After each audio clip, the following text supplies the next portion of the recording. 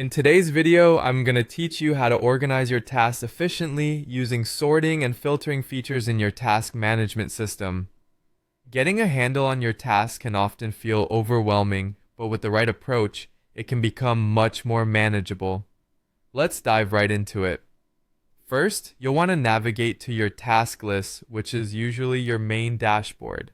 Once you're there, direct your attention to the top of the list. This is where you'll find your sorting and filtering options. Sorting and filtering are incredibly powerful tools that can help you bring order to the chaos by allowing you to prioritize and focus on what's truly important. When you're ready to sort your tasks, locate the sort or filter option. It might be represented by a button or a drop-down menu depending on the application you're using. Clicking on this will open up a variety of options for you. Now, choosing the right criteria for sorting is crucial because it will dictate how your tasks are displayed.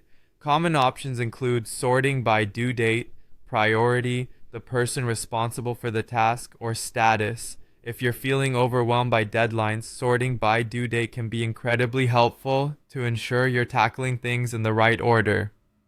On the other hand, if project management is your focus, organizing by assignee is key to understanding who is handling what. Next, after choosing your criteria, you'll apply these selections, which will rearrange your tasks according to your specified preferences.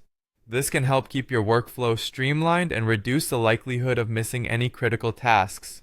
When your tasks are organized in a clear and concise manner, you can more easily gauge your workload and redistribute or delegate tasks as necessary. Filtering is just as vital as sorting because it allows you to narrow down your task list, focusing only on what's necessary at the moment.